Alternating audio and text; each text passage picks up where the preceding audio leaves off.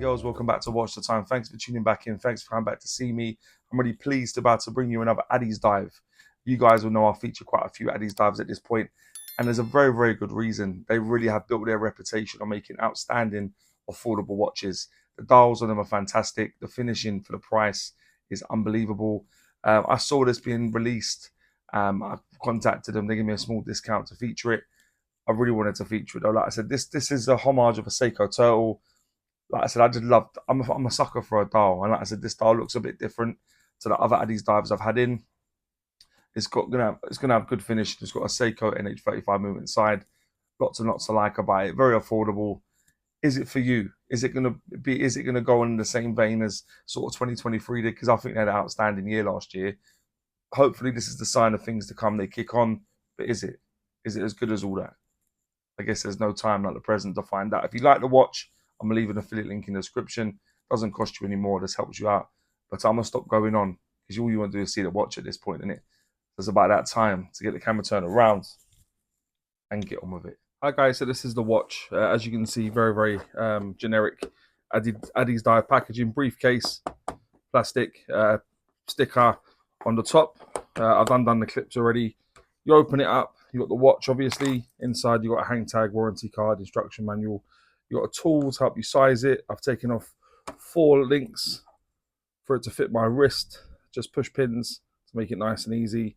But yeah, that's that. And inner foam just to sort of help keep it all sort of in place. And here's the watch, guys. So this is one of their newer releases. This is the AD2045. The case and bracelet and everything else has been used before. The predominant big thing that's new really is the dial, and that's really why I wanted to get it in, because I wanted to have a look at that dial. It looks sort of like the top of the ocean, ocean waves, maybe on a summer's day. It looks really, really stunning. Actually, I'll bring some stuff up about the dial now. I did some close-ups when I was doing sort of macro and stuff, so you can have a look. I think it looks really, really cool, to be honest.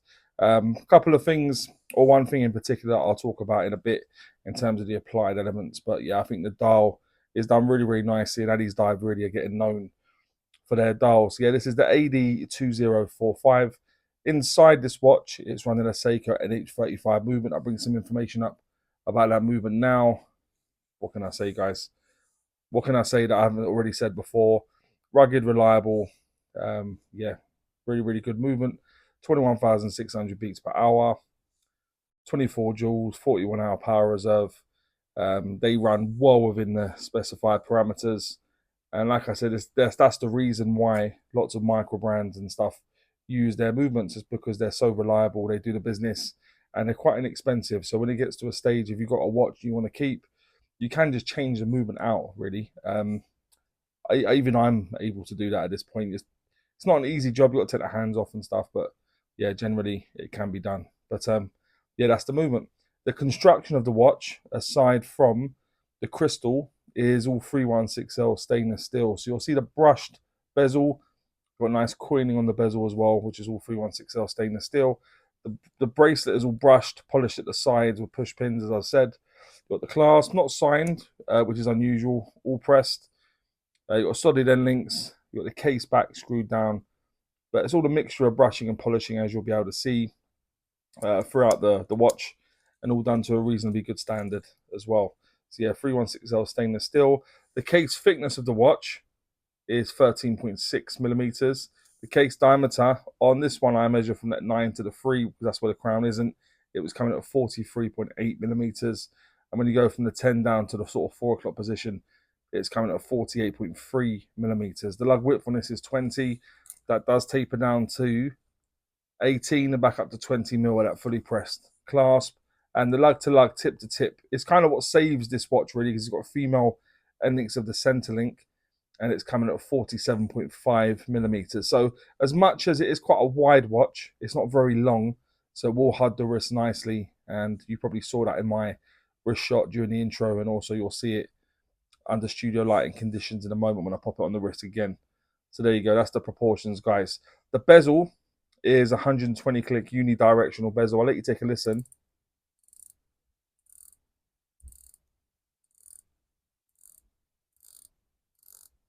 Yeah, no issues, guys, to be honest. No bounce, no back play. Lines up really, really nicely. Very, very solid bezel. Like I said, good coining. I'm able to turn it even really easily with my gloves on.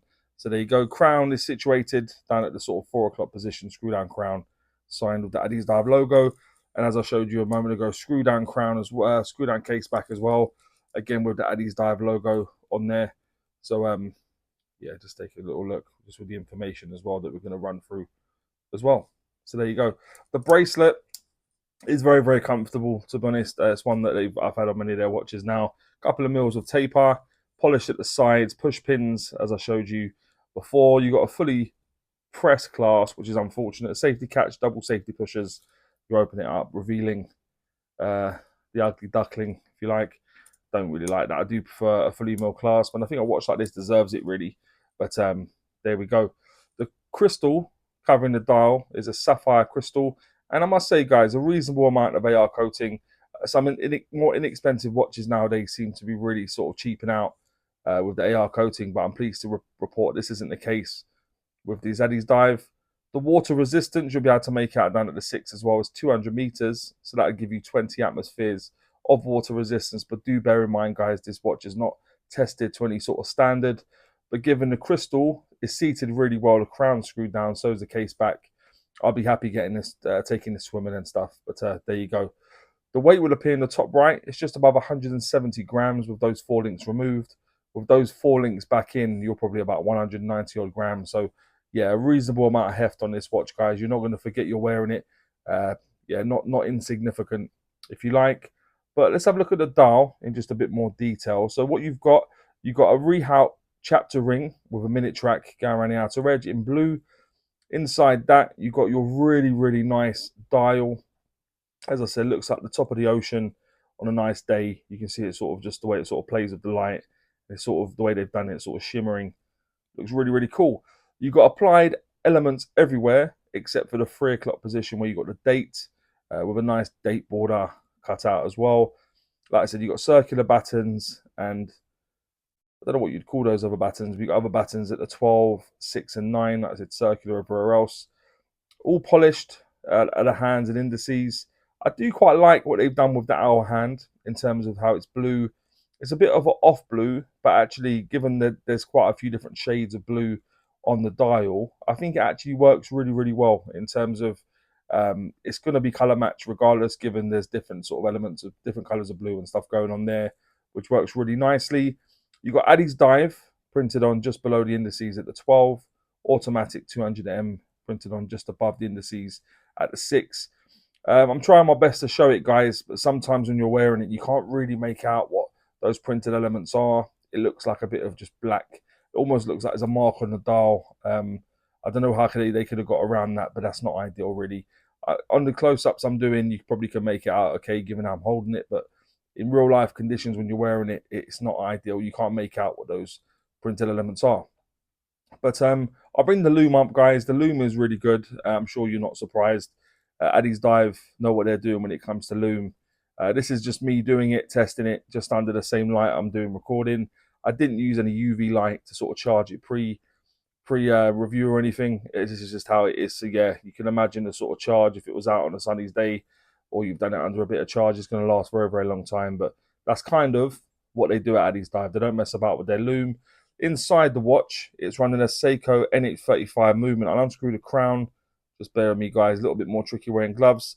You'll see the second hand now will stop, given it has got hacking. You put it back in, it will start back up again. If you turn it away from you, when it's at like the point where it's unscrewed from the case, you can charge it, take it out to the first position, and then if you turn towards you, you'll see you can change the date.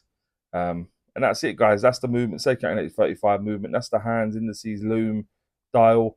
What do you think, guys? Looks cool, doesn't it?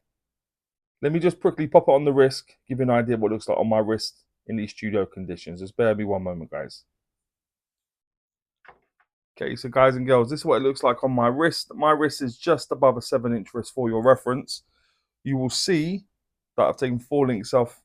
I'm not using any of the micro adjustment at this point either. And I think it really hugs the wrist nicely. It's going to fit many, many wrist sizes, given the fact that it's got 4 links out. So yeah, and this could take about further 4 links off if you need to. But yeah, That's what we're operating with. And it's a very, very pretty thing, isn't it? So there we go. Okay, so guys and girls, that'll now take me on to what I think is pants and Pukka about the watch. If you've ever watched before, you know I always start with pants. I like to kind of hide with Pukka. So what I think is pants, it's not a great deal. There's only a couple of things I will mention, and that is the clasp. I think it's a really nice watch, to be honest. Why this press clasp needs to be on there, Addiesdive, just charge a couple quid more or whatever you need just to give it a fully milled clasp, because a lot of people are going to change it out to that anyway. It just makes it a lot easier for them. So yeah, the press clasp and the printed elements. Like I said, if I'm holding it up quite a bit, you can make out what it says, but generally otherwise you can't see it. Like the printed elements is quite difficult to see. So yeah, that's what I'd also say. So I'd say the clasp and the printed elements are what I think is pants. What I think is Pukka, quite a bit more, to be honest. I like the sapphire crystal, especially on a watch that sort of comes in at sort of £80-ish. I think sapphire crystal is always a nice option. The dial, yeah, Addiesdive really are doing bits with their dials. I do like that dial, the sort of ripples they managed to capture on the dial look really, really cool. The loom, again, one of those things that Addiesdive are known for.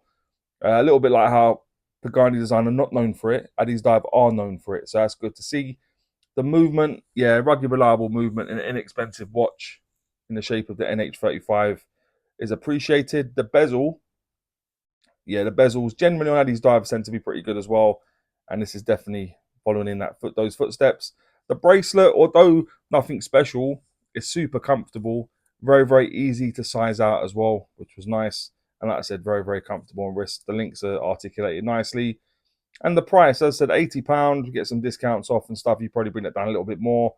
So I think the price generally, a very striking watch, yeah, is really, really cool. So they're the things I'll say for Pukka as I go with the sapphire crystal, dial, loom, movement, bezel, bracelet, and the price of the watch. And guys and girls, will I recommend this watch? I really would. Definitely pick up a mill clasp if it was me. If it's only one that you wear daily, I just feel like it just sort of it's in keeping with how the watch should look. The press clasp isn't really in keeping with the rest of the watch. But yeah, I definitely would recommend it, guys and girls. But anyway, please let me know what you think about this watch, more importantly, and maybe any other watches you may want to see on the channel. And as always say, don't forget to like, subscribe, and always watch the time. Take care, guys. All the very best.